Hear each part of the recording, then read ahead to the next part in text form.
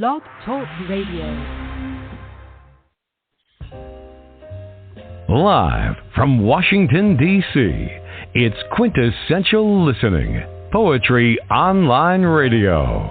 QLPOR, as it's widely known, features a bevy of poets, spoken word artists, and live poetry readings with best-selling authors. Your host is Dr. Michael Anthony Ingram. Hello, everyone. Welcome to the program. Today, my very special guest is Genevieve Ray, Genevievefirepoet. Genevieve is a spoken word artist and poet from Bedfordshire in Britain, Great Britain to be exact. She's been published in 17 magazines and anthologies.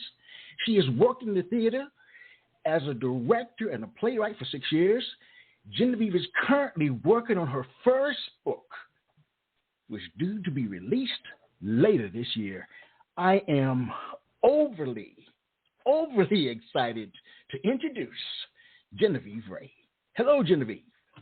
Hello, Michael. Hi. And hi, everyone. Hello. I am so glad that you're with me.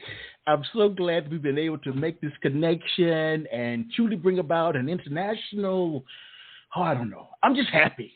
I'm happy. I feel that. And the same. I've had such a joyful adventure actually into us starting to communicate, and the fact that we vibe anyway is just so, it feels like I'm already chatting to a friend and getting the chance to talk about all the things that we really, really love. So thank you so much for having me. Well, let's begin this poetic journey. Genevieve, what is poetry? For me, and I have thought about this very much, it is the way that humans chronicle our emotions and expressions. I think that the explosion in the industry of online poetry and the amount of writers that I've seen become first-time published is no mistake during particularly the pandemic. I think it is the way that we record our feelings and have done for history. The fact that across history, poetry and history have fed into each other. You read some of the classic Greek historians, you read some of the classic Arabic historians, and their work is full of poetry, and yet they're recording human activity, human emotion, human love. It is the way we do that and always have. Every single person has had a variation of, I really want to say this to my crush, and put it in their diary somewhere. It is one of the most natural human things you can do. It has deep significance. I would love to know if our very early ancestors used it as a way to tell their children stories at night. I think it's something deeply natural to us. For me, it has been essential to finding myself and really caught me off guard. If you had asked me back in the theatre days, so good, almost 9 whole years ago of like work in between, I'd never have told you I was a poet. It really genuinely surprised me, but now I see it as integral to my being. Integral to your being? That's such a strong statement. Tell me more. I have been the person, and it's only through the responses of the dearest friends that I've known across the way that go, I didn't know. I'm gonna quote somebody I used to live with, who she said, "You just kind of exploded," and I'm like, yeah, I think you got it right. I found my voice through poetry because, and for a bit of backstory for audience really, a lot of things happened very, very quickly. The pandemic, Black Lives Matter, different bits and pieces.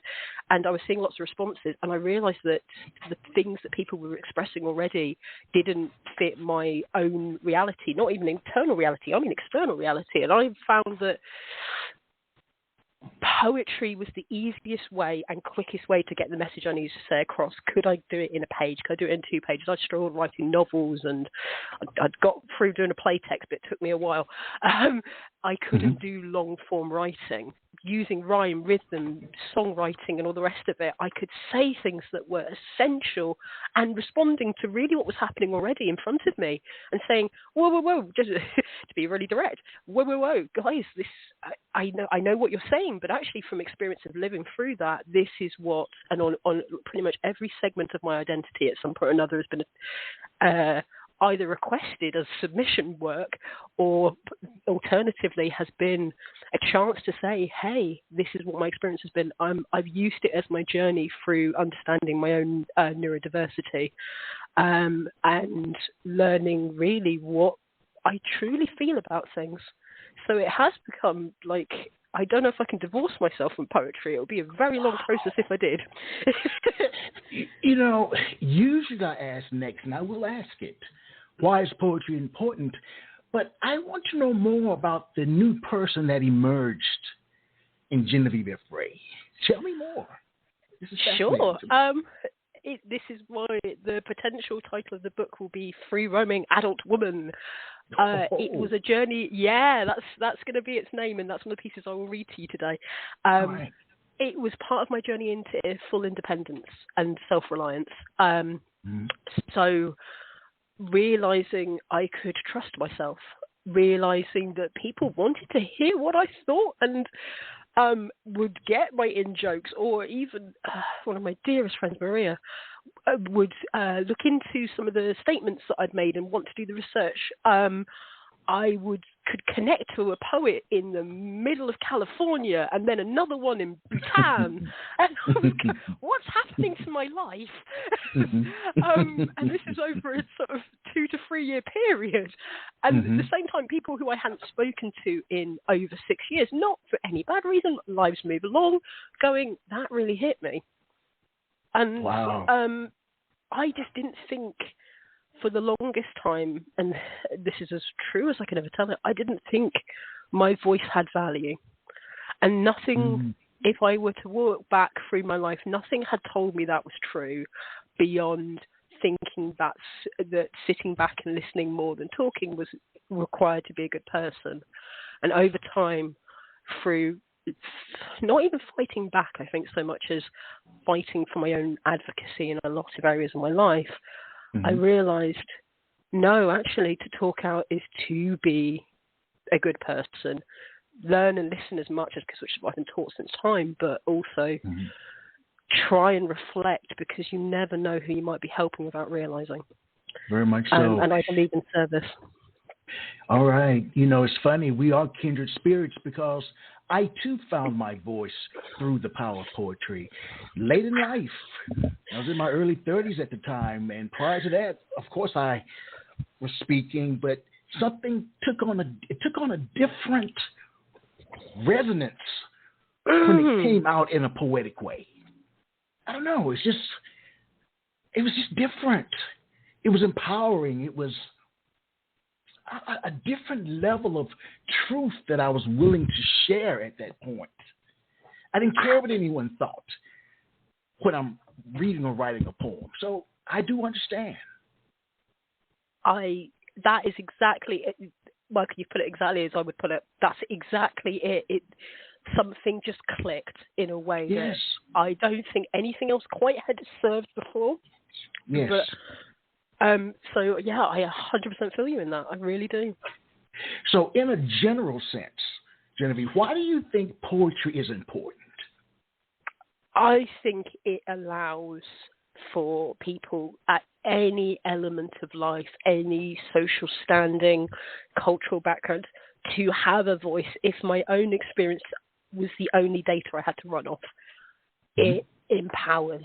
It is an essential empowerment. And because as well you can make it as cryptic, as literary, as esoteric as you like, you can directly just straight out speak to power.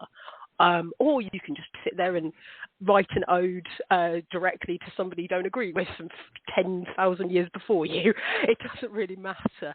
It, as an art form, is one of the most flexible And in my own time, I've played with it as much as possible. It's like Lego bricks. I can put this word here and make a joke there, and maybe no one will get it, but who cares? Kind of thing.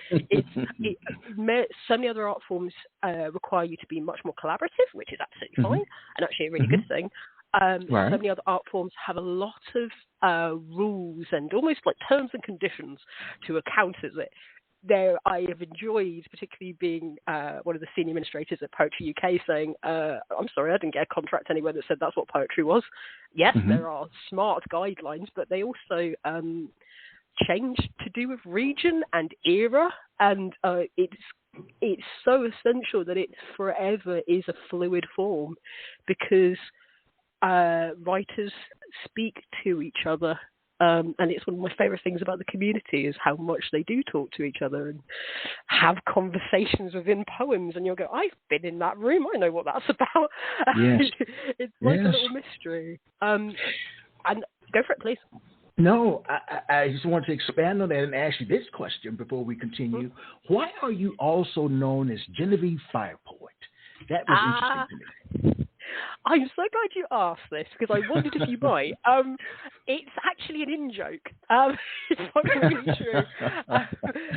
So I will give you the quick metaphor. It's been true since I was a teenager, and then how it came back, which I think life is very circular sometimes, and things that really have meaning do tend to return at the least expected moment.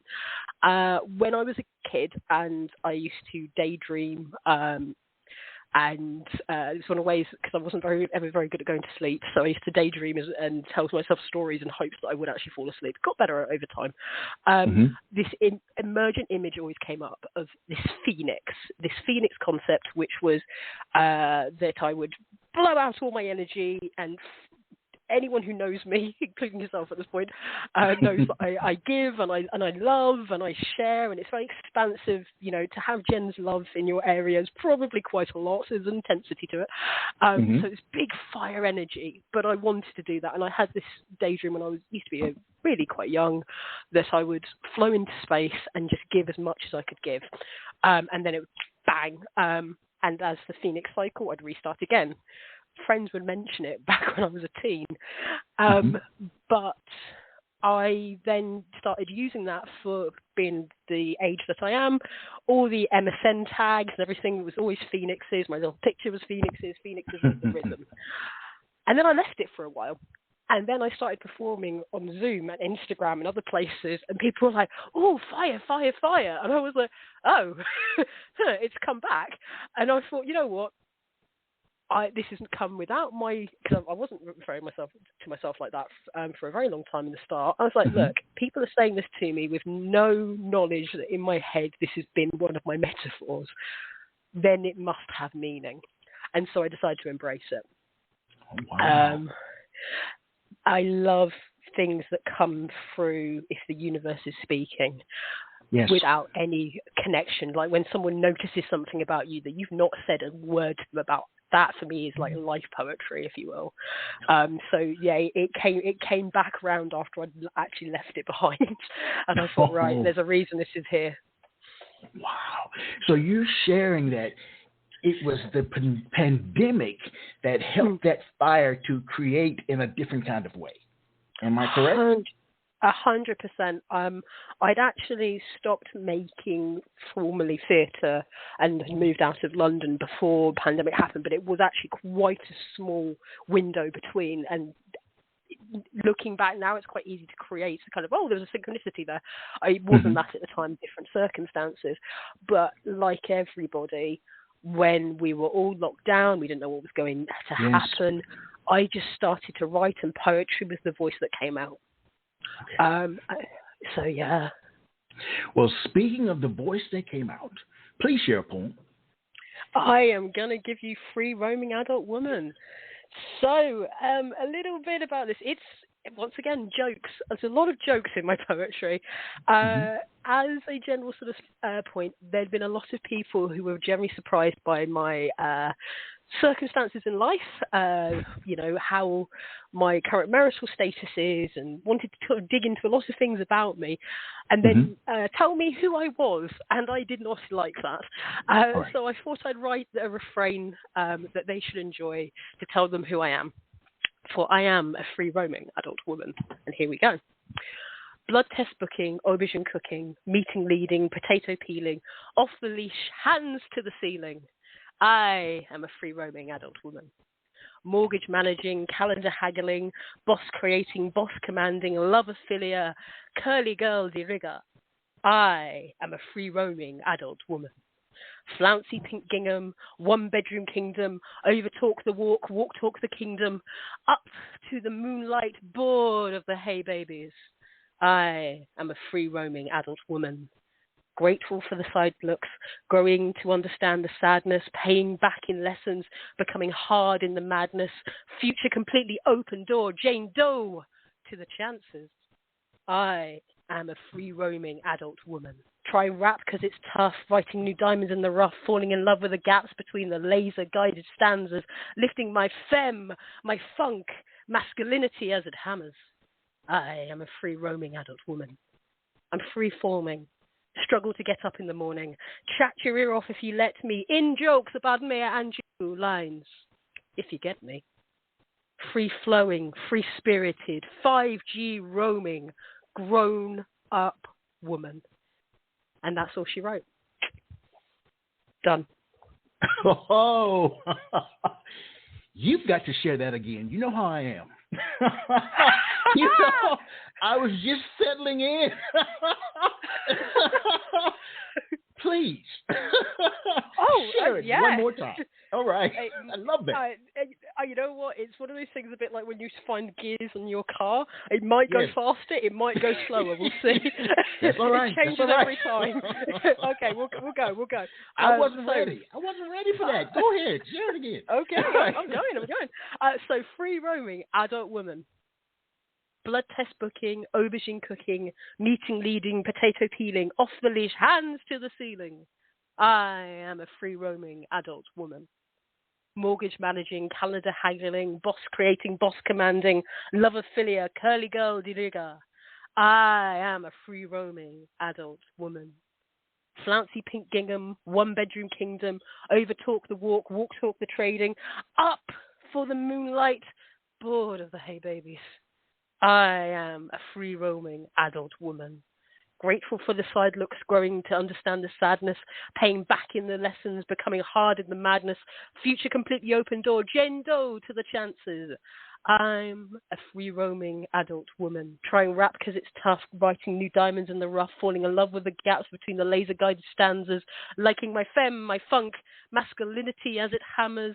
I am a free roaming adult woman. I'm free-forming. Struggle to get up in the morning. Chat your ear off if you let me. In jokes about Maya Angelou lines. If you get me. Free-flowing, free-spirited, 5G roaming, grown-up woman. Done. 5G roaming. Yeah. That's why I need to hear it again. That is absolutely incredible. Thank you. I love doing it. It's one of the favorite things I've ever written because it is the truth. I've had a lot of people talk at me about what my identity as a woman is from a place of lack, yet I feel so full. And enjoying every moment I get to grow a little more. So yeah, it's a celebration of that, really. Now, do you come from a literary background? Yeah, I think that's an interesting question in itself. Yeah, in a way. I used to try and work out if I could bounce on my parents' bed to try and grab at the books my dad had at the top of their bed. And books from Mum. We are a booky household, or have been a booky household, and we've got some older pieces from older family. Obviously, I lent on the arts because I didn't have to worry about rules too much, and got into theatre very early. And I studied it as my bachelor's degree. But yeah, and it was going to Goldsmiths, which is a famed university in London. Where the floors are checkerboard, which tells you everything you need to know about the space. It's very free. It's a bit like Fame, but a little bit more edgy. All right. It's a cool place. It's a cool place. But yeah, so I guess by choice, but yeah, I have loads of very bad literary jokes. They're almost like dad jokes for literature. I'm always I'm expecting people to hear me and groan. Well, please tell me then about an early experience where you learned that poetic language had power. I loved this as a question because I thought about it. It's like there's multiple interpretations of how you can do that. I, like yourself, I came to the form late, so anything that would be early would be like, it was 4 years ago. But I tell you, but I know what, I want to share something about, this was kind of partly on my dad's suggestion actually, I want to share something about when I realised that poetic language was, I fell in love, literary crush with William Blake very early. The tiger is almost biblical for me, I think. I can come back to that poem again and again and again. And I want to tell you a little story which I think you'll like. Yes.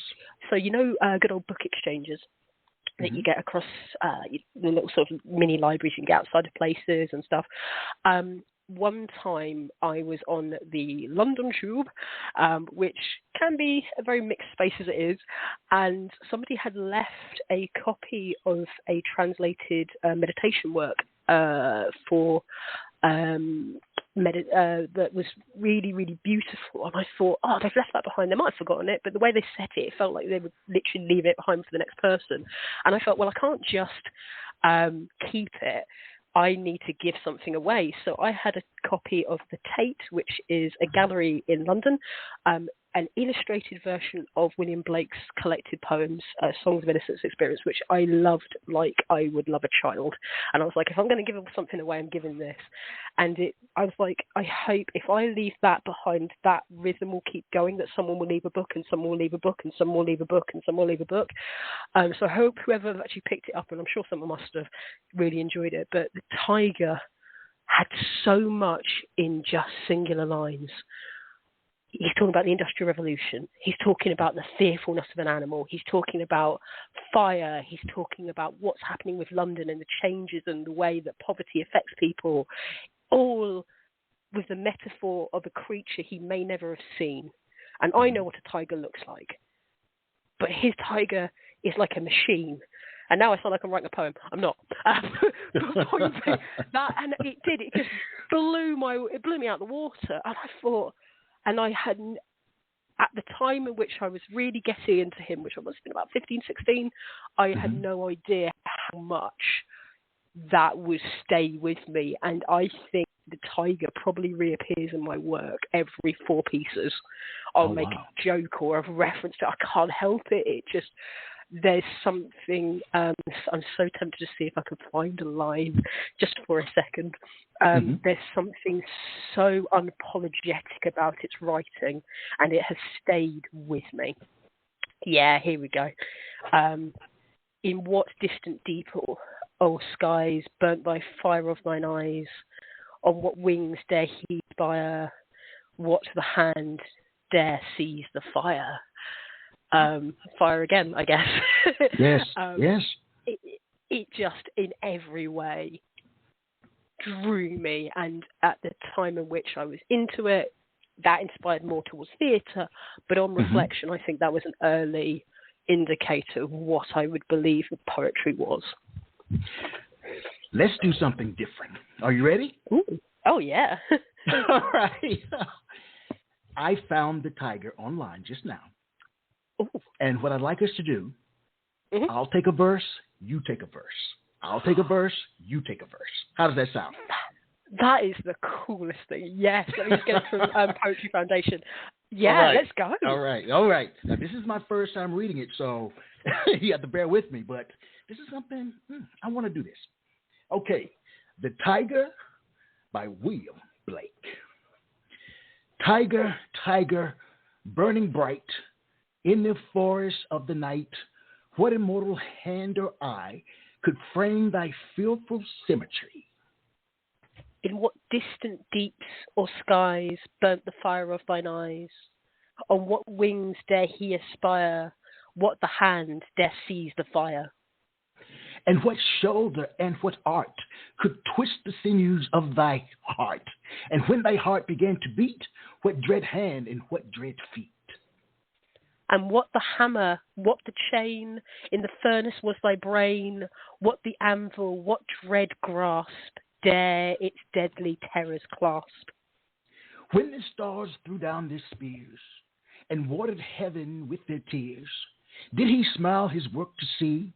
Did he who made the lamb make thee? Tiger, tiger burning bright, in the forests of the night, what immortal hand or eye dare frame thy fearful symmetry? Oh, that's cool. That was cool. Well, I aim to please. Hey, there we go. All right. I like that. All right. Me too. That was very I'll have cool. to read more about William Blake. And it states here that was written in 1794, or in an illuminated manuscript in 1794. Wow. Songs of experience. That's it. And what I love about his story, the more I learned it, because we got to study it in school when I was a little bit older, is he did his own typesetting. So he literally had to sit there, put blocks together and press them down, and he painted everything. His little books, if you can get a copy of it, are gorgeous. Oh, wow. They're really beautiful because he did everything, end-to-end publishing. Well, let me ask you a question, Genevieve. And it sounds like you go by Jen. Am I correct? Correct. All right. I'm listening. Is a poem letting your guard down or building a wall? What have you found? Oh, I must admit, this was my favourite question, because I truly believe there is no artist in the world, I'm going to get spicy now, there's no artist in the world who will not tell on themselves, particularly in their poetry, because there is, as I said from earlier, there's no collaboration necessarily. There can be, and there's plenty of artists who collaborate quite a lot on poems, but there doesn't need to be. Their view of the world, their perception, it doesn't even have to be as conscious of that, will come out. What words you use, what pictures, what colours. Your expression of blue and my expression of blue might tell us both how our eyes work. So even if you didn't want to put a single bit of your identity by purely writing a single line, you tell on yourself and everything else comes. It can create a wall, and I know a few different artists who have a whole artist persona. Some that are, and he'll know when I say this, who I'm referring to, who are like a whole universe on themselves with multifaceted planets and a whole sort of serialization, and that is a different human to the human who you can chat to on the telephone. Okay. But even then, that is their visionary world. So in creating a wall, what does that persona need to do? I've questioned how much Jen the Fire Poet is me, and how much is the theatrical trained literary reading person that's always been there. And slowly but surely the two have met between, and not much of what I write these days has a wall. It's mostly kind of it's been one of those kind of days, right? That's right. Yes. But different people have different things, but I think it is impossible for your true self not to appear a little bit, just because you will tell us what your experiential world looks like by the language you use. All right. Please share a poem. Absolutely. I see now, after saying that, I'm tempted to do Big Me, but I think what I'll hit, especially since we shared together with the Tiger, let me share the poem that is a story about how I started truly putting words together. This is way before I knew I was a poet, and it's called 4 Eulogies. A line asked all the time, "What was your first poem?" a truth reflected, a truth accepted.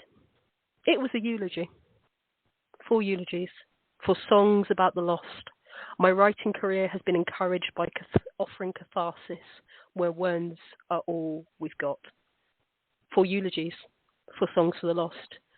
2 were for my family. 2 were for my identity, the sense of family and ethnicity, ancestors, and who we are. 4 eulogies, 4 songs for the lost. 2 requested by my kin, 2 drawn out from the world, needing and keening and trying to understand. 4 eulogies, 4 songs for the lost. Hours spent in research, trying to ensure the notes were in key and the truths were met with love. 4 eulogies, 4 songs for the lost. 2 written before a title, 2 written after a naming, before I knew I was a poet, just a sad person with very pretty words. 4 eulogies, 4 songs for the lost.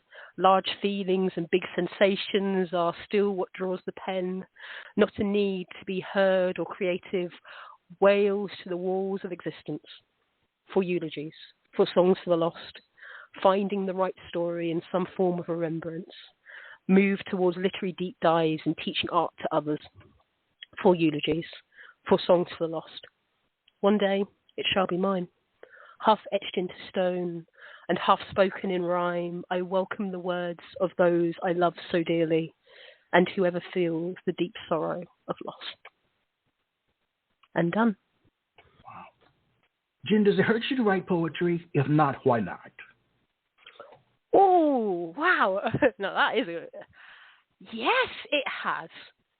I rarely write to heartbreak, or if I were to create a war, I rarely write to heartbreak. I rarely write to eros-based love. I believe in the 5 Greek loves. I'm much for philia and storge. I'm community and brotherhood and sisterhood and everything else. But when I do, I will emotionally bleed on a page. I think because those moments I'm so conscientious, I try and hide it, and then I do create a wall. But yeah, I have actively, and the 4 eulogies is true. That includes when I was starting to truly write and share it out to the world, and people were reacting, going, "Oh, I had no idea you felt this way," and I did pinprick my own heart to give myself ink. As I've grown my experience, it happens less, but every now and again I do get shocked. Go for it. No, so if you think about the purpose of the eulogies poem, tell me more about that, and as it relates to hurt. The poem is completely true. One of the first times I ever wrote a poem was because I had a request from a family member to write a little something, and poetry made the most sense way before I thought I was any good at it, or I even knew that that's what I wanted to do. I spent, goodness gracious, I must have spent 5 hours collating as much information as I could about this person who I had my own expressions of, but I realised that really I wasn't talking to my own feelings, I was talking to the people corrugated together. So I actively got into drama student research mode and went so deep. Right. I interviewed, and then I allowed my own feelings to seep in as well. However, the 2 written for an identity linked to the loss of people, big tragedies that happened within the pandemic period. Yes. I just allowed myself to feel and ask if this was me that day, if this was somebody I loved that day, how would I commemorate? And grief was one of them, and it literally is just called grief. And it just was if I could take this away from you, if I had the power in my pen to do so, how would I say it? How would I understand? How would I tell you, the person who is missing somebody, that I am willing to sit down and listen and let you tell me the stories of them as a now ancestor? And yeah, I think it did. It made it was a deeply emotional thing because I tried to dig into my humanity and my empathy. So in terms of your work, emotions play a major role. All right? Yes. Yeah, I would say that's true. Do you think that someone can be called a poet if they don't feel strong emotions? Ooh. That's interesting because also it would be at the intensity that they would say they feel themselves. I think absolutely. I would wonder, and I think I'd put it as a question, and I'd be that philosophically interested. I would wonder how deeply they could connect to their own work if they allow some emotion to come in. The work that I've felt the most connected to across the community has often been somebody really expressing something that they didn't agree with, weren't sure about, trying to understand. There's another artist who does philosophical deep dives whenever she writes, and just allows for that.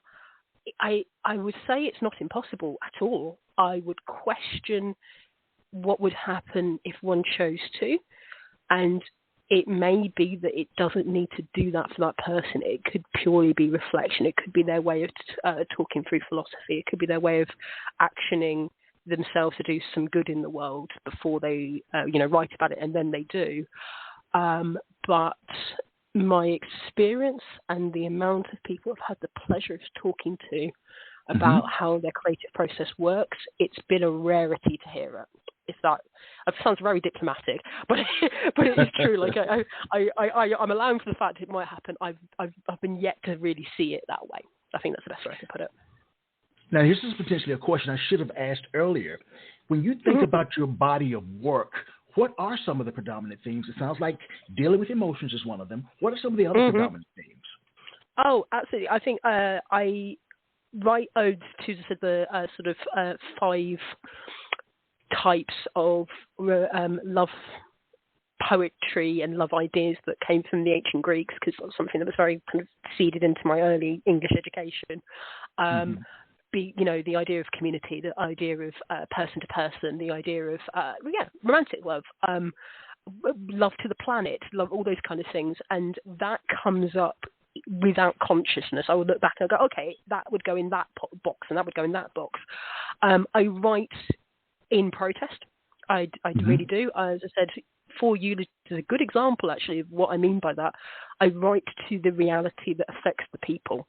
That those things are happening to, rather than purely to just rage against the machine. Much more here, if you lack the reader, in this case, lack the example of a person in which this affects, let me introduce them by telling their story. And my most story-driven work is often actually protest work, even though I don't think it reads like that to other people. It's a way of saying, person exists in reality. They are somebody who's affected by these things, or they're somebody who loses out in this game, or they're, and I'll kind of pop it there, really. I believe education is best shared. One of my joys is this year I start to get to teach poetry in a much wider way, and I can't wait. I get to start seeding in some of my philosophy on this, and I think poetry study, particularly, which is what we're doing, is about sharing, and almost kind of like we did with the tiger, stanza handing over to people and saying, hey, look, you're a writer, off you go. And so to encourage that in people, and it has been one of my biggest blessings in the last 3 years. The amount of people who said they started to pick up a pen through my sharing. I nothing in the world, it means more to me than that. Truly, it does. That has pricked tears, I must admit, when people have told me that. Luckily they've done it in DMs, so they can't see what I'm reacting like. Because I am a big girl's blouse, but it always makes me cry when someone says that. But to be told, it is. If it encourages someone to tell their story too, I have done my job. I have done my job. If I have a mission, I don't know if I do. But yeah. Please share another piece. All right. Absolutely. I think I will go with Doubts. So this piece has been everywhere. It got picked up by 3 magazines without telling me first. Yeah, I know. I was really surprised. And it was. I was having a legitimate moment with the devil of doubt, and I just sat there and I wrote it down. And I hope you enjoy. Doubts. The darkening of winter whispers into the ear of harvest children, and I am consumed with the spectre of doubt. He is a fine gentleman, double-breasted coat with silk lapels and a sneer of contempt, enough to cut creases into my forehead. Painstakingly I duet with the commonality. His wife, imposter syndrome, claps joyfully from the side seats. He'll pick her up when he's ready. The siren of anxiety sings beautifully into a carbon microphone, her voice extended and tinny by the embrace of old technology, for she is the spirit that has grown old. Swept up in a waltz of worries, progression has been swift and sudden. Now it is a dull throb at my heels, and I feel the ache of waiting, the shame of nothing to report. His smirk is delicious, easy to fall prey to his wishes. As if I stop turning, the stage is his, so I write for the sake of thoughtfulness, and in turn change he leads. His bewilderment is delightful, for by ignoring fate and connecting to the internal fire that burns inside of me, a whole piece was written to spite him, and I walk from the ballroom in victory. Done. Wow. Do you know where a poem is going when you start it? Very rarely. I have the biggest envy for anyone who can actually organize themselves. I allow the muse to talk, and she will say whatever the phoenix inside of me will say whatever she's feeling. I made a joke recently, which I'm very pleased to have put on Facebook, where I said, to ensure authenticity, I leave at least 8 typos in every poem, so you know it's me, and also because I can't write on my phone. Right. And it's really the truth. I allow the freedom. I will often earmark each stanza as I go, especially if I'm going to put refrains in, so I don't lose the track, because some of them I do want to feel kind of like a song and etc. And one of my favourite things that I've done is collaborate with my cousin. He's a brilliant music producer, and I almost sometimes feel like I'm putting an earmark for him to go, I feel like that's going to be a piccolo. But when I start a piece, and Doubt's a very good example, as I said, I was really feeling very bad about myself at the moment I wrote that, and I was like, okay, well, let's make an opera then, and make a piece that kind of really goes as deep as possible. Why am I feeling bad? What's going on in my head? Is this even reasonable? Okay, let's go for it. Those kind of pieces just happen. They just happen. All right. So how do you know when the poem is done? If the muse is allowed to free roam, how do you know when the poem is done? I appreciate the hashtag. All right. Very nice. Very, very nice. The ultimate question. What do they say? No art is ever finished. It is only ever abandoned. I think I do. I call it the free poet. I do have a methodology for this, actually. I call it the free pass. Point pass, or the free pass edit. The first time round, I am writing semi-subconsciously, and then suddenly it will just kind of come to its natural end point, and I will look at it and go, wow, I don't know how to spell pathetic, apparently. Let's start that again. I always love it when anyone says, hey, I think you've got a typo there. Like, thank you, I missed that one. So I will tend to dig into it the second time round, and also at that point, understanding it outside of myself. I'm looking at it from the perspective of a reader. What am I telling them? Do I agree with myself? And on the third time round, it's like, okay, and now I might have to read this out loud, or now I might need to put this in something like a magazine or whatever. Will it pass edit? I'm quite stringent with myself. And through that, I re-understand the piece. I understand where the emotions are. I almost rehearse in the second pass what it will actually sound like, because I want most of my work to be something people can read out loud. And actually, people have told me for their own particular types of health needs and bits and pieces, reading out poetry is easier for them, or hearing it orally. So I'm conscious of that, because I want my work to be accessible. So the true answer is, if I am at a point where I'm willing to put myself through the 3-point pass, and I am my imposter syndrome wife character, she's harsh. She's very, very harsh.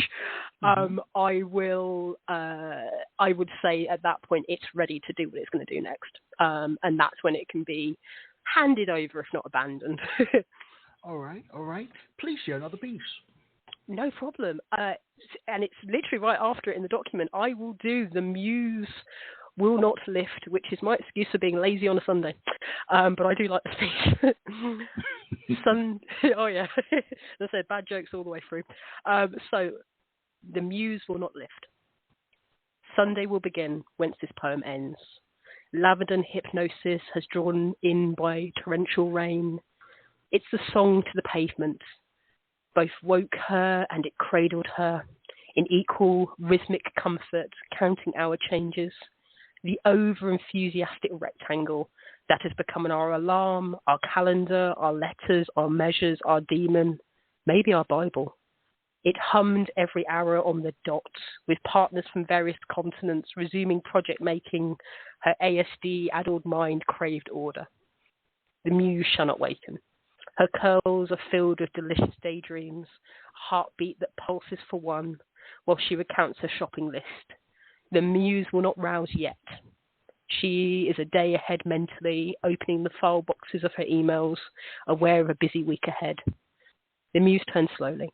The crumpled curls have become diagonal. Mental health work has taught her nothing worthwhile is ever rushed. Panic is for the underprepared. Her hands still smart from a childhood of being told to slow down. Sunday is opening for her. Sunday can start now. And done. You know, all great writers have great writing influences. You talked about William Blake as potentially being an influence. Who are some of your other influences in terms of writing?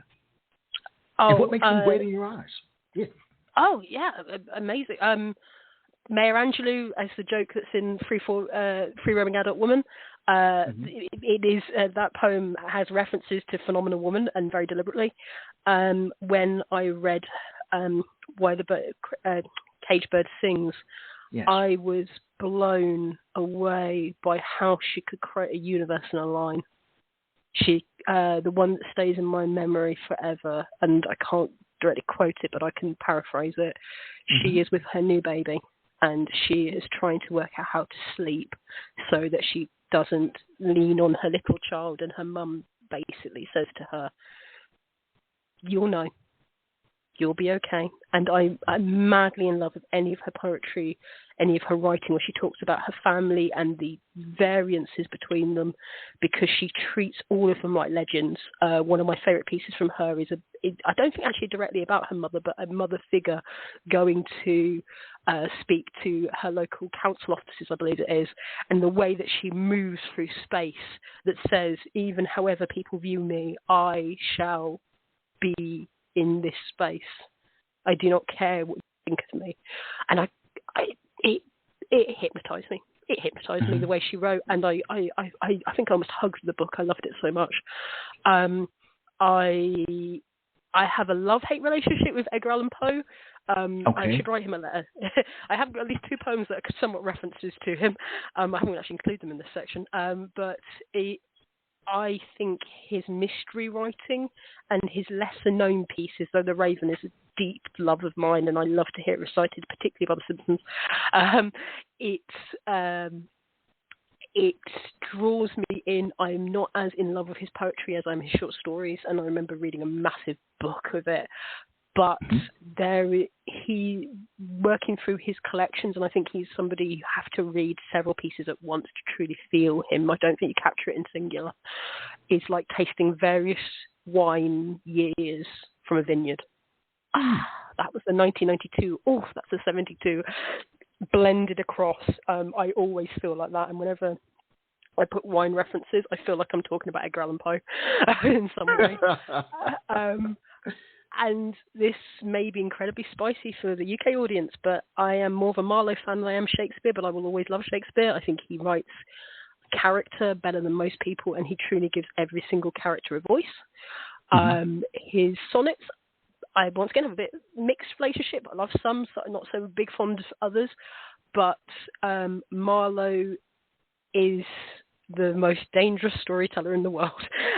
Sometimes I'm like, I'm not meant to like this character. Why do I like this character? Everyone here is really, really mixed. But I do. Dr. Faustus was one of the first things I had to read for my degree, and sideswept me immediately. I wanted at one point to write a variant play of a Faustian bargain in reference to him, and never could quite get it to where I needed to. But it's a dream I put in my back pocket.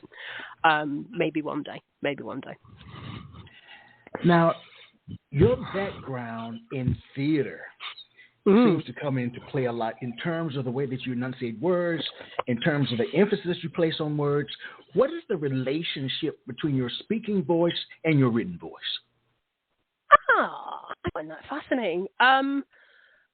I am a dramatic person. Okay. All right. It's probably, if you went into my DNA, I picked that up. Yeah, you might have noticed. It's just like, I wonder if I'm less of came into theatre from the point of passion so much as theatre might have been the only place that could contain me for a while. But truly, I think it's that to share each other's universes, and I'll tie it to the personal voice in a minute. To share each other's universes, we only have so many tools. You know, we're all living our own thing, our own sort of life, our own experiences. So much communication is clumsy, and not in a bad way, but more the fact of, you know, how many times have you said something and regretted it and winced and gone, I meant it that way, but I didn't mean to say it this way. I was in that motion and you were in that motion, and we had two different plays running at the same time. Studying theatre, and it's part of the reason I chose to go to Goldsmiths, was to learn as much as possible about how people communicate and why the philosophy, the history, the psychology, and it's exactly what I gained from my degree. I'm so happy for it. And I think that's imbued in my writing voice, is if the person never heard me speak, would they still see the emotions I'm trying to say? Do I welcome them into this space? Have I made it accessible? There was a point where, particularly at the start of the pandemic writing part of my career, where I was terrified that I had made my language impossible. I was being too clever, I was being too quick, I was trying to put too many references and actually alienating the people I wanted to speak to most. And over time, I learned to let that go. And one of my, I say I have 4 poetry fathers. I've had 4 fantastic male mentors who've really given me a lot of their time, sort of taught me to just let it go and allow the audience to put whatever interpretation, let them run their play. And as my writing has changed, I have noticed the importance of state it, clear, put the pictures, and let the person project their own image onto it. What happens when my own spoken voice comes back out is I can put those pauses, I can play, I can throw that joke in, I can enjoy the great Shakespearean training that I have had. But most of all, I am truly just doing it to represent what's on the page and to further welcoming the audience into the experience. I want to put on a good show. It's very important to me because I think anyone who's willing to spare their time for art, and we all are running around like busy bees at any one moment, is investing in me in one form or another. So I will do my greatest for them. Now, you are a spoken word poet, all right? What exactly does that mean? It means different things to different people. So what does it mean to you to be a spoken word artist, poet? As I said, it's that transferal. It's taking what is on the page and adding in the drama that may not be apparent.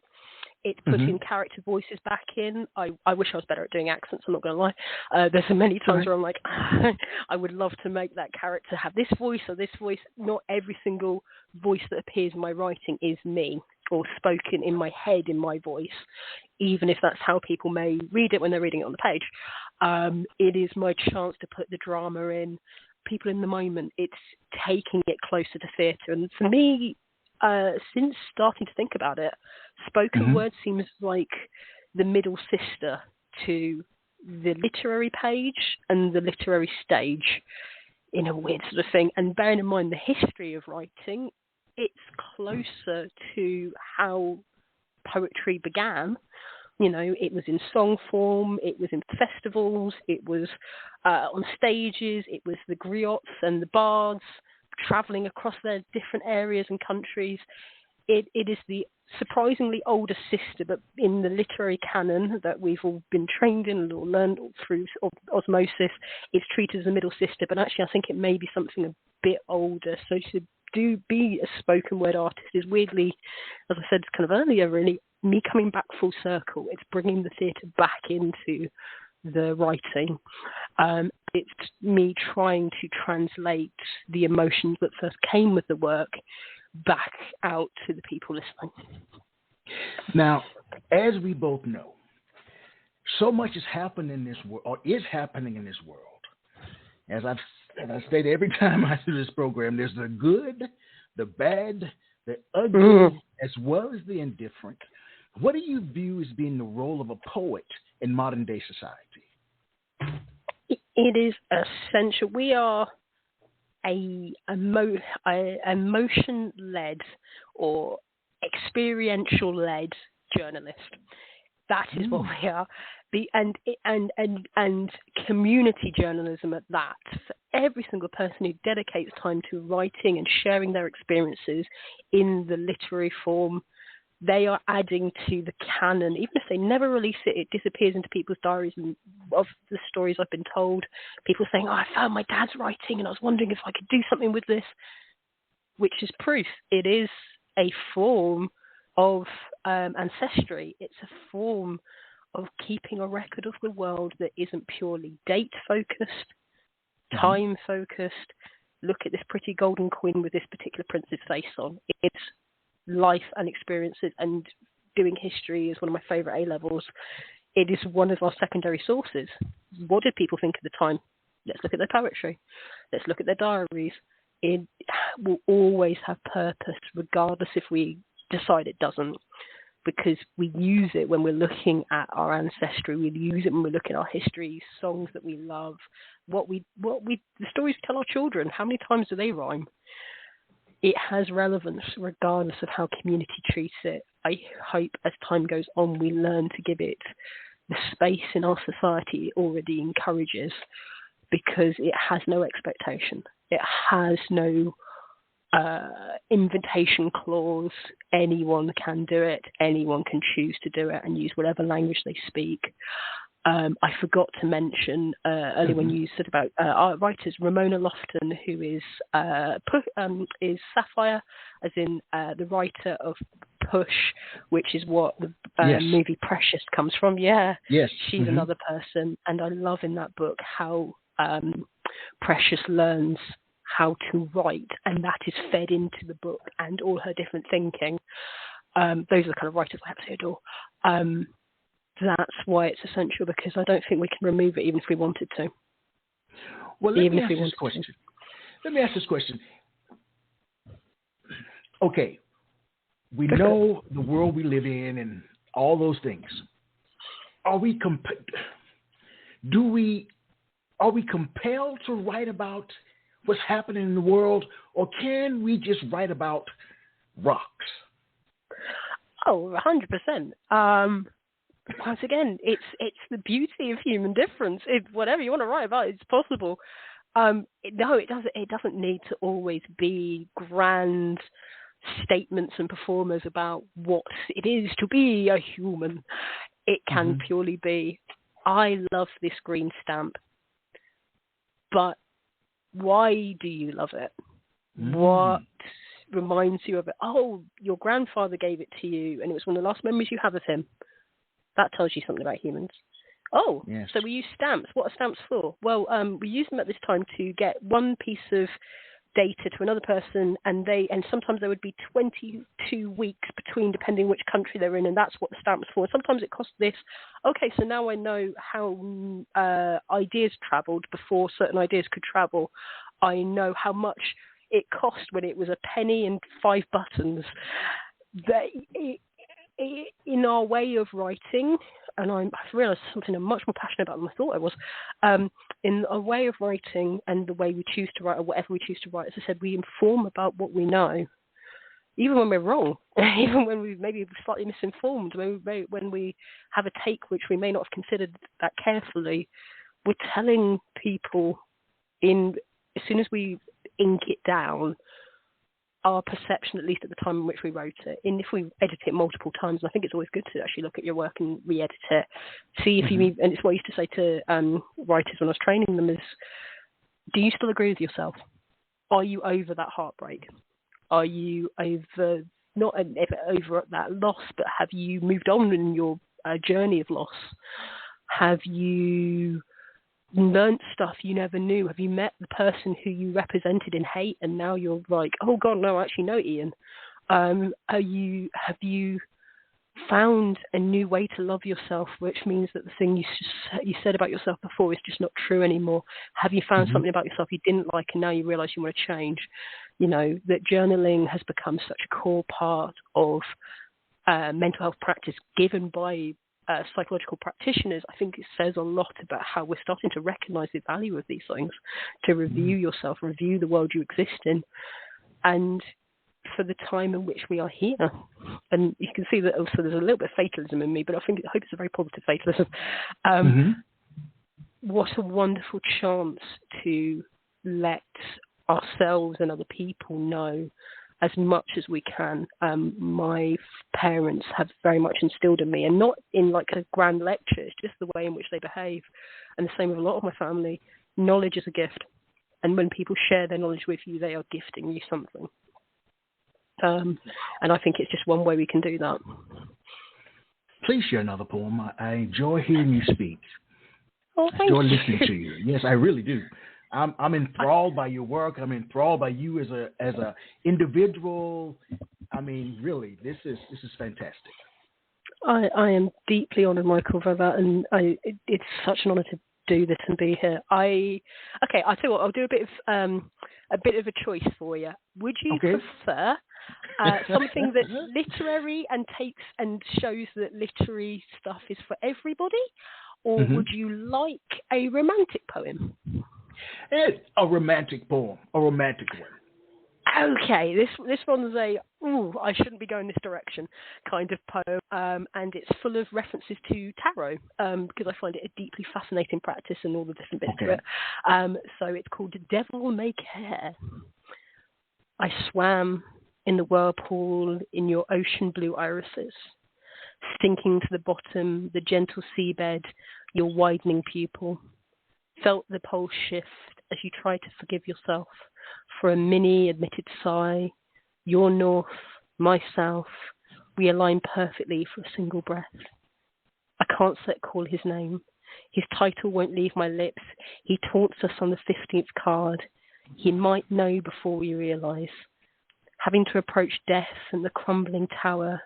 Who knows what will come after this? A cast arcane geometry with the meeting of two wrists. Above my head is almost a sun salutation, all because we dance together, we blend together at the seams. Watched a perfect synchronization as we step in a tango. Neither of us chose to lead. We cannot surrender salvation, yet something else pulls our strings. Can't whisper his name. His salutation won't leave my lips. He taunts and taunts me 15 times. He knows before we ever realise. Asking death if I can borrow a steed. Waiting to crumble under the tower. Who cares what comes after this bitter sweetness? And end. Wow. Jen, to what extent is any poem a woman's or a man's? Oh, what a fabulous question.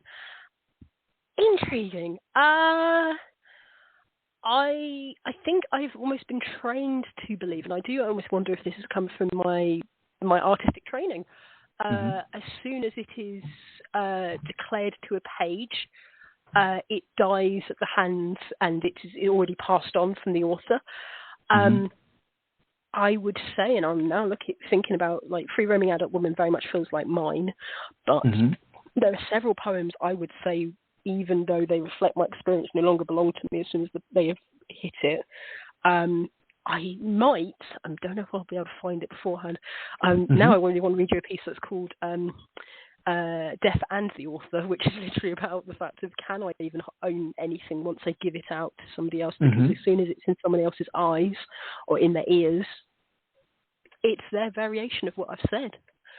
I'm willing to surrender my ego enough, and especially with the training that I've had from my amazing forefathers, that if it is no longer mine, it doesn't matter.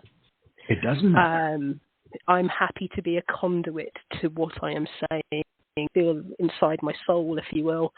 But if one was to, go for it, Michael, please.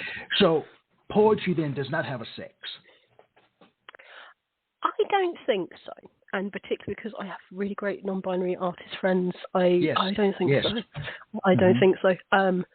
I think it can take on characteristics, but particularly, and it's something that was another driver for this particular development of this collection. I've seen artists tell me what woman is when I don't agree. All right. You know, and once again, trying not to get too spicy. And I've been told things about myself in other people's odes that I'm like, that's not. If you have tried asking me, if that's how I experience the world. So no, I don't think it can be gendered. And once again, it transforms, it transmits by every single person who takes it into their hand. My experience of William Blake's The Tiger and your experience of William Blake's The Tiger and will be different. So it will immediately be informed by that person's own experiences. So no, I at least for me, no, it has no gender. You know, when we read through the stanzas of Tiger, there is a power. I don't know. It's just a strong sense of understanding or wanting to understand the world, a world larger than oneself. That's what I took from it. Again, that was my first reading. So what does your work say, Genevieve, about being human? I think at this point, at point of recording, which is one of my favourite jokes recently, at point of recording, because who knows what it'll be like in a year, it is about the ability to take control and take your voice. I think even the last 5 pieces I've written have been either... I probably write once every 2 days at this particular moment. But it just happens now. I don't even have to think about it too much. I have to intend to write a poem is a weird feeling now. But they've been, this is me, hi, or I realised this, or this is my new resolution to this, or thank you for this learning friend of a friend. I realise now what you meant when you said this 5 years ago. That's like been the rhythm of the last 5 that have been penned down this 2023. So it is the empowerment of utilising the kindness, compassion, support, investment, whatever you want to call it, of the community around you. That's really has become my voice. And how do I pay it back? How do you pay it back? Assisting, I don't like the word helping because that means you're pulling someone up. Assisting someone find their voice is so important. It sounds like it's very important to you. How would you begin that process to assist an individual find their voice? That's what I want to know. And let me say this too. The reason I'm quiet, I'm just totally amazed by your thinking. I really want to know as much as I can, and we don't have a lot of time for me to do it. So I'm just basking in what you're sharing because there's an international difference. It's just refreshing. Thank you. Michael, you're going to make me cry. Don't do that. What the audience will hear. Don't cry. No, I'm just telling the truth. I am so honoured, mate. I'm glad we don't have this on camera. No, legit, thank you so much. It's an honour. I don't know what to say to you. I don't know. You've said everything. The way you've expressed yourself. I mean, it's just, what else can I ask? What else can I ask? Jen will say everything. Now that's a joke. My family, if they are at this particular point listening and are killing themselves right now, it's like, yeah, you know my daughter. Talks too much. That would be right. No. No, it's true. I'm just messing. No, it's okay. Well, yeah. I'll let you in. I'll let you into my trade secrets. Okay. Yes, please. This is what I meant very early in. Listen, and literally, if I am to support someone, if I am to help them to believe in their art, and this is going to break so many people who DM me when I say this, I actually almost ignore them when they first say to me, I am a poet from this country, I'm like, great, that's cool, that's what the cereal box says. Meet you. Oh, wow. And vice versa, when someone says to me, and I've had this in my ambassadorial lessons, the things that are coming up with the teaching this year should be this as well. Equally, when someone says, I can't write, I don't think I'm any good, I'm like, I don't believe you.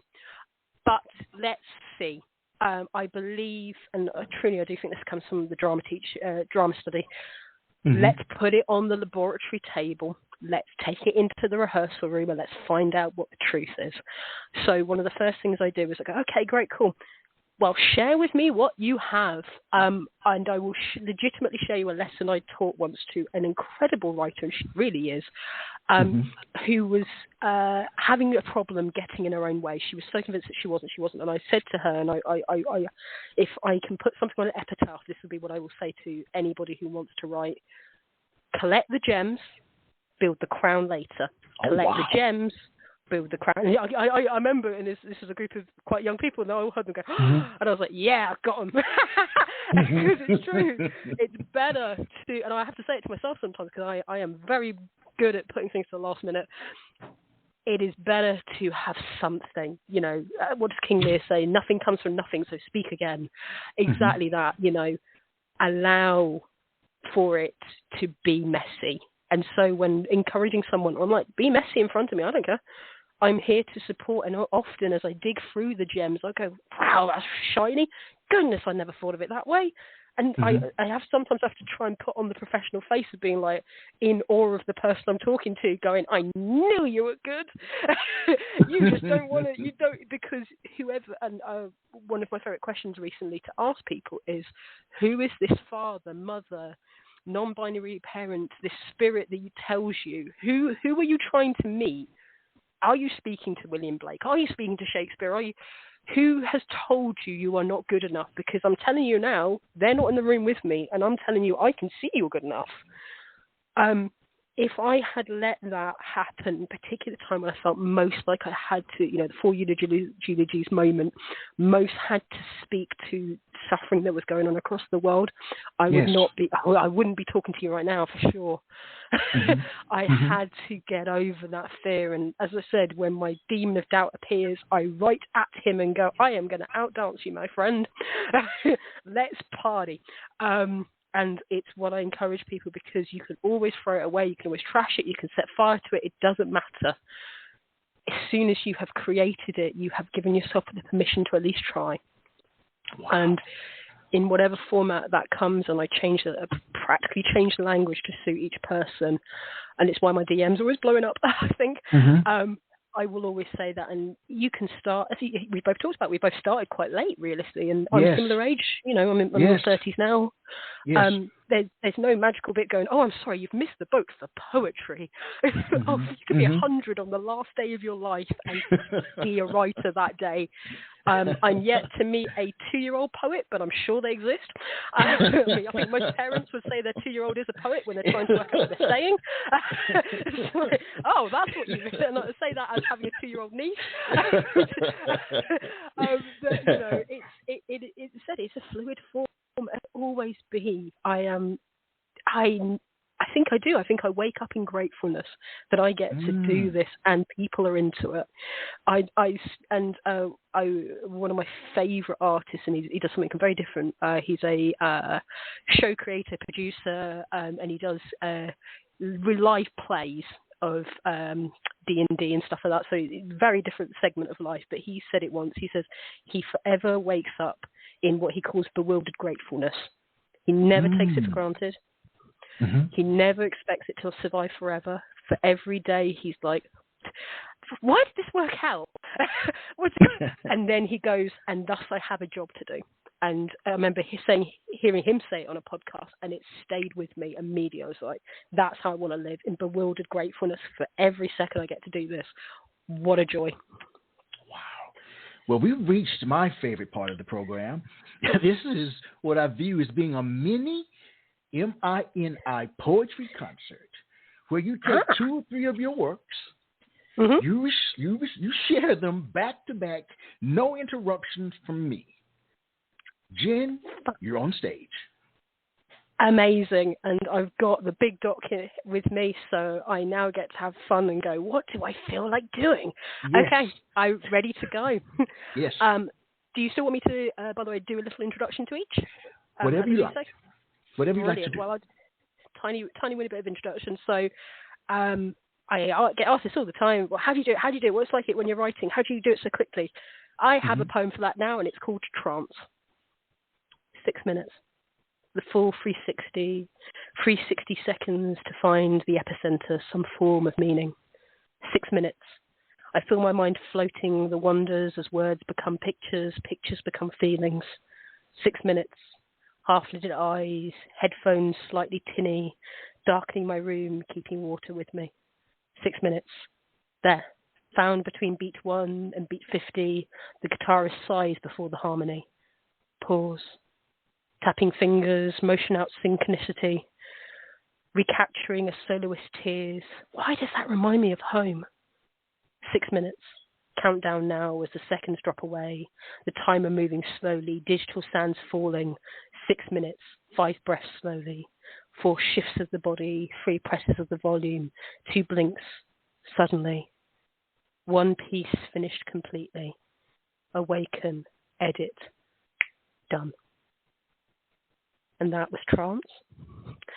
And now I'm going to do the piece I said just to have a bit of a different flavour, called Ophelia. As my old joke for this poem goes, it will go as fast as my mouth can do it. This is a rap poem / spoken word piece talking to giving Ophelia from Hamlet a much better ending of a story. Ophelia. Ophelia sits in the garden of corn. She's picking up weeds for her heart to adorn. She's given up distance. She's given up space. In the primrose of her tomorrow, she's losing the race. She's surrounded by pink flowers. She doesn't know their name. She wants to dip her feet in the river of her shame. But as much as she is lonely, as much as she is alone, she's singing to the insects. She's talking to the stones. The woods are growing over her, building roads from her soul. She's sinking into the ether, into the grasses of her throne. She ignores the distant rumbling of society pointing blame for sitting in separation, floating in her fame, failing, wax smile continuity, and all paint blush, sidestepping out of reality, green feet under brush, stalking in the silence where the art harlots roam. Daisy chain fortress. This is her tomb. This is her home. And to the joy of Michael, I have been asked multiple times to do that slower so people can hear the words, which is exactly what I'm going to do now. So Ophelia, version 2, at a much slower speed. Ophelia sits in a garden of corn. She's picking up weeds for her heart to adorn. She's given up distance. She's given up space. In the primrose of her tomorrow, she's losing the race. She's surrounded by pink flowers. She doesn't know their name. She wants to dip her feet in the river of her shame. But as much as she is lonely, as much as she's alone, she's singing to the insects, she's talking to the stones, the woods are growing over her, building roots from her soul. She's singing into the ether, into the grasses of her throne. She ignores the distant rumbling of society pointing blame, for sitting in separation, floating in her fame, failing wax smile continuity and an all paint blush. sidestepping out of reality, green feet underbrush, stalking in the silence where the art harlots roam. She's building a daisy-chain fortress. This is her tomb. This is her home. And complete. Do you think, given all you know and your lived experiences and coming into the whole poetry realm late, as we talked about, do you think you were meant to be right here, being a poet? At this point, at point of recording, yeah. I think this is a culmination of everything. My mad love for art, my obsession with understanding myself and understanding other people, my want to encourage the art in everybody and the belief that they deserve a space. And particularly as the book develops, the journey of this is my mental health journey, this is my experience of learning my neurodiversity and everything else. Come with me and know you are safe and understood. It has become the most safe form, but equally at my darkest moments, it has protected me and given me a chance to talk to people in a way that I just never could before. So if I question that, if I believe in destiny, then this was destined. If I don't, then I am thankful for the opportunity to have found it and keep finding it every day. You know, you answer my questions before I ask them, so I don't know which direction to go in. It sounds like being in a labyrinth. I don't know which way to go. And one of my guests this past week used the word labyrinth. So if he's listening, that's where I got it from. All right, because I wanted to ask you, what surprises you most about being a poet? It never runs away. I think that I will feel the deepest loss, like I broke up with somebody if it ever ran away from me or somebody couldn't do it anymore. What did I do? Come back to me, please. I'll clean the dishes, I promise. I'll do my chores. Yeah, no, I can't even imagine that world where it just isn't there anymore. After being so integral, but yeah, like it's given me language. I say about jokes, I said, like, I find that there's a lot of rhythm, and I find that there's humour in cycles, as they say, like, a joke becomes funny 3 times over. Like, first time you hear it, like, second time it's okay, and then third time suddenly it's funny again. I think about that whenever something reappears and it comes from the mouth of somebody else. I'm like, is that God speaking? Maybe. It's like, this person know this person. In my everyday, and anyone who knows me well will know this, I consistently crash my sentences together. I had one wonderful friend once say, and he was a mentor in theatre actually, don't worry, I speak very clear Genevieve. I was like, good. Poetry is almost my excuse to just talk like I actually do, where I'm like, this thought and this thought apparently connect. So if I was to move to a different format, I don't think I'll ever stop making art. I have literally used it to try and put myself to sleep as a child. I've used it to find identity, to find friends, to find a community that I felt connected to, and also taken from people saying, you know, yes, you've got this, use this and do this and whatever. And as I said, paying it forward, I hope, in the future. If a new format is what is destined for me, I will embrace it. I think that this can catch me at my darkest moments, at my most beautiful moments. It's a way to tell people I love them in multiple ways. And it's been used at weddings, funerals, and everything else, bar mitzvahs, etc. You know, I would be sad if it never happened again, but if it was to move on all of a sudden, and suddenly Jen was no longer a poet and she was something else, I would accept it. But for what it has given me, and particularly the sheer amount of wonderful friends, I hope it never does, if I can ask such a thing of the universe. Yeah. You know, I've been a bad host.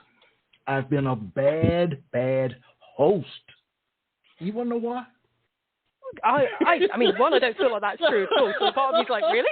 I think it's fantastic. Please. I never gave you a break. I never know we were going to take these little musical breaks. I never gave you one. I think it's as I said at the start, we vibe. Yes. Oh, go for it, Michael, please. Well, look. we've almost reached the end of our poetic journey. But I am going to give you a little break, and I want you to answer this question when we return. All right? What's next for you creatively? Where do you go from here? Ponder on that for 45 seconds, and we'll be right back. Fantastic.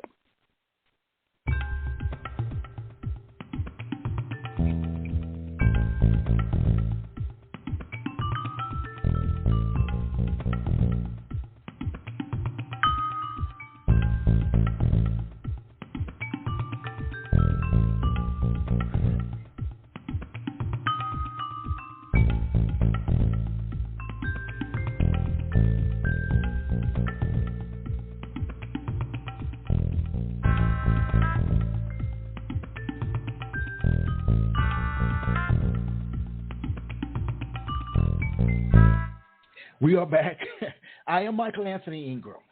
I am here with the Incredive. I even blended your name, Incredive. I like it. I like it. Incredive. Genevieve Ray. Genevieve. Where do you go from here? What's next creatively, my friend? I have, as in my list of blessings and gratefulness, had so many wonderful artists want to work with me now and say, hey, I'm doing this, do you want to be involved? And stuff that I feel like contractually I can't say yet, but really, really exciting things. I think I am taking myself on the road. I am traveling. If I have a regret in life, I did not travel much in my 20s. I threw myself on to studying as much as possible, trying to work, and also graduating initially into the global economy credit crunch that was 2008 was not easy. I will now gift myself the ability to travel, to take my work to people, to be out. I hope a one-woman show at some point. That's not been planned. That's just a hope. I have some really incredible people to learn from who want to collaborate, and as those come out, I'll be sharing them. But to feel the investment of people seeing me for who I am, it's time to embrace it and take it as far as it will go. Well, when you plan your one-woman show, please let me know so I can fly over and be in attendance. Absolute joy. Especially because then I can take for a drink afterwards. I'm done. Done. Absolutely done, mate. Tell me about Poetry UK before we go. Your many fans, being an administrator, tell me all about it. If it's any sign of how Genevieve Ray operates, it is this. So I found Poetry UK very early on in the pandemic, and I thought, it'd be interesting. It could be a place for me to put my work. I've never tried to put my work in an online forum. Why not?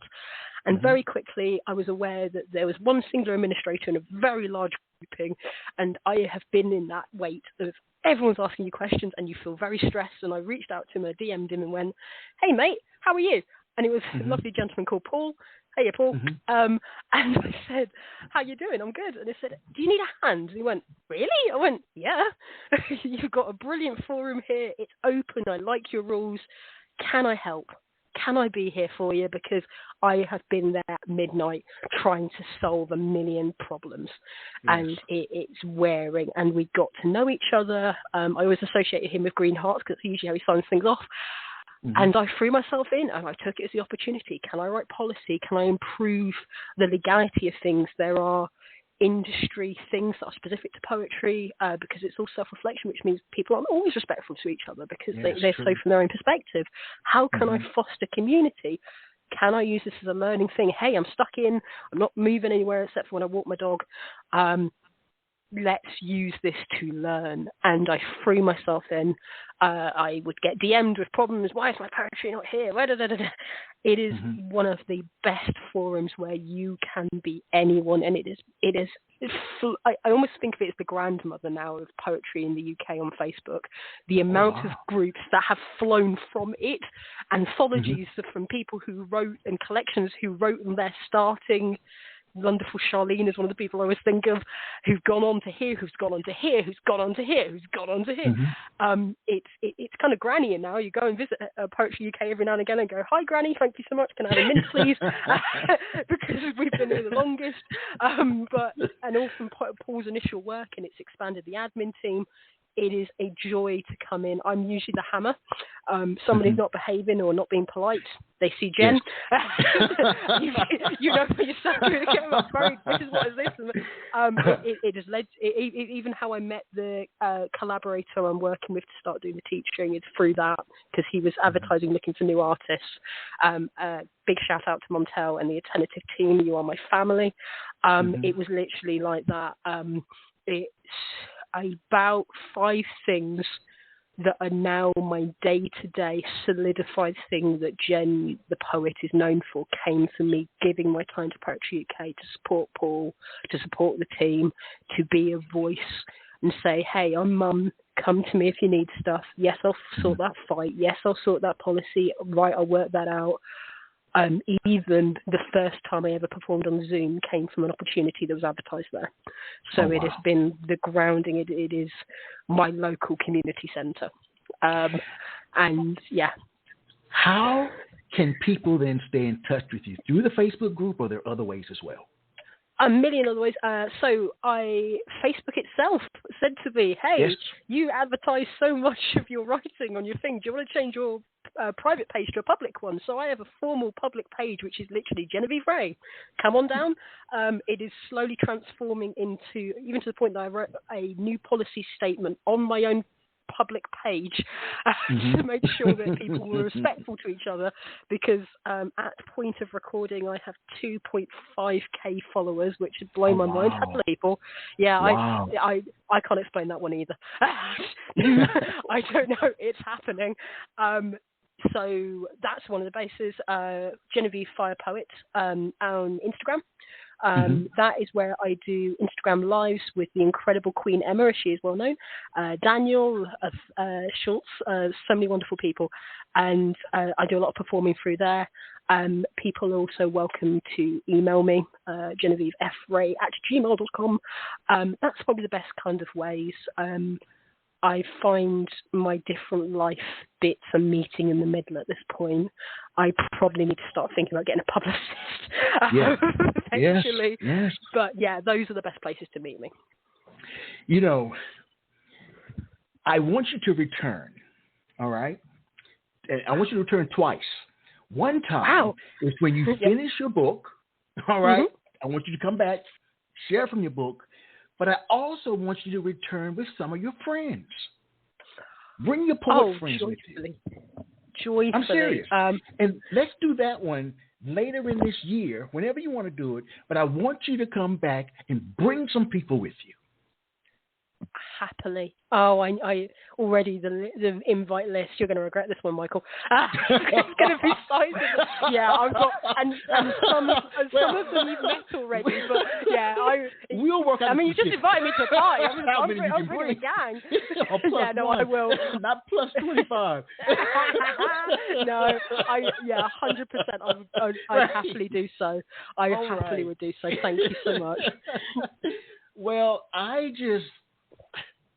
I don't know what to say other than thank you so much for being you, being authentic you, being authentic you. I have been so, I think I said it right at the top, but I mean it. I have been so excited about this.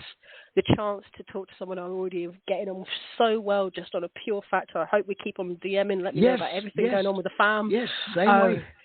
And yes, the invite for you to come over. Please, let's go and have a beer. But it's been a joy to just go back through and have a great laugh with you. This has been not just one of the best interviews I've ever had. This has been just one of my best life experiences up to this point, mate. I didn't even give you 100%. Because I didn't know what to say. Welcome to the road show. Oh, that makes me happy. Well, I want to thank you, Genevieve Ray. She's incredible. There's so many adjectives that I could use to describe you. All positive, of course. And thanks again. It's been an absolute pleasure. As I said, this is less of a goodbye and see you soon, really. And Yes. we'll keep on chatting. And I hope everyone has a fantastic evening, afternoon. Yes. Thank you so much. And here we go, everybody. Wow. As I share with the listening audience every time we're together, let poetry ring somewhere throughout the land. Take care, Genevieve. Take All right, care, everybody. Michael. All right, bye. Quintessential Listening, Poetry Online Radio, is available on iTunes, Spotify, SoundCloud, and Stitcher. You can also check out the website at QLPOR.com.